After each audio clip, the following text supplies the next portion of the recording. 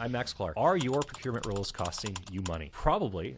The answer is probably yes. What do I mean by this? I'm going to give you a really extreme example. We worked with the company, and the way that they onboard new vendors, very typical for, mid-market enterprise. They have to have a MSA in place governing all the PO and procurement, all the procurement rules, PO, process, vendor onboarding, payment submissions, yada, yada, yada. So the MSA has to be in place before anything else can take place. Again, not unusual, very typical. It takes them 8 to 10 months to onboard a new MSA. So what are the trickle-down effects for that one, right? If you were acquiring anything for this enterprise, equipment, infrastructure, widgets, service, anything, you now have the option of going to a competitive bidding process, which is going to result in, or a selection process, an evaluation process, which is going to result in a vendor or provider being selected, that in order for you to onboard, you are going to have to go through 10 months of misery with the procurement process in order to get that MSA established before you can get an order executed to start whatever process has to take place at that point. And by the way,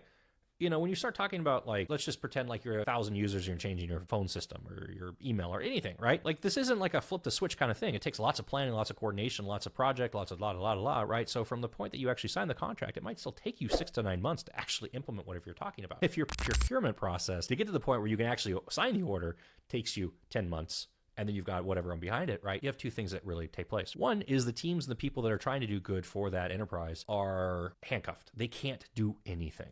Right? Their option is 10 months of pain with nothing ever happening because, by the way, in many cases, that onboarding process also rejects new vendors because the people that have to go through it don't want to do it on the procurement side either and the legal review and everything. And they're just like, no, we're not going to do it. So then what you get to do is you get to look at what do we have access to with our existing vendors, right? The people that have actually gone through this pain, or we went through this pain with them. Our existing vendors, this company, what's really interesting, this company has a resale relationship with this other company that then in turn has a resale relationship with this third company.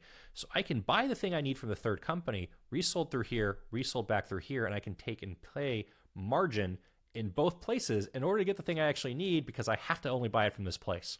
I kid you not, dealing with this right now. And the other thing that's great about this is that thing over here might not even be what you want. It might just be something that actually kind of does what you need enough that you can kind of do it, right? You're not even making decisions based on what you actually is the best thing for you or the best scenario. It's just like, that's the only option we have. And the only way to get to it is if we do these crazy cockamamie thing in between A and B in order to get there. And it's wild. And I know it's not limited to this enterprise. We see this a lot. We see it in different variations. We see it to different severities. Hopefully your procurement process isn't this severe. You might want to ask. This might be a very simple talk about if you have any insight or oversight into operations or finance, what is the actual process from start to finish to onboard a new vendor?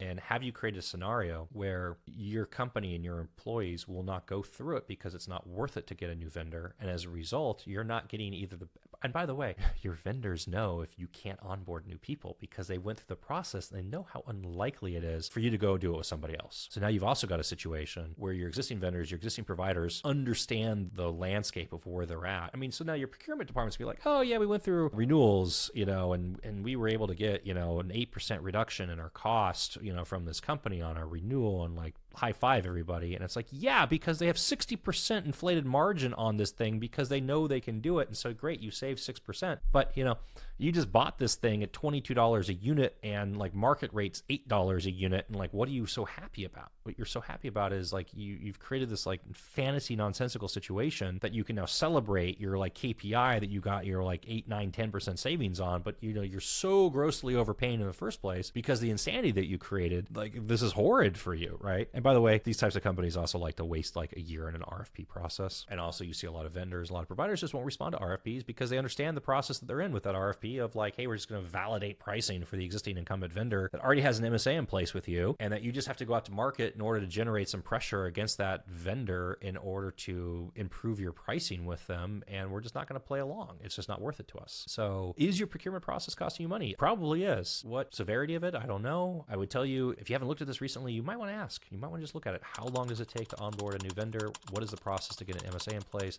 How many vendors did you onboard last year? I know it's a pain in the butt. I know it's annoying. I know it's complicated. I know it creates other effects down the road, but basic agility here. If you want to go out and you want to actually actually end up with stuff that is good for you to have. Like, this is just one of those things that you have to deal with, and you have to figure out how to deal with at scale as you scale the company. The better you do, the better off you are. I'd love to hear your procurement stories. How long does it take you guys to your company to onboard a new vendor? What's your MSA process like? Are you more or less than 10 months? Let me know. Comment below. Feeling.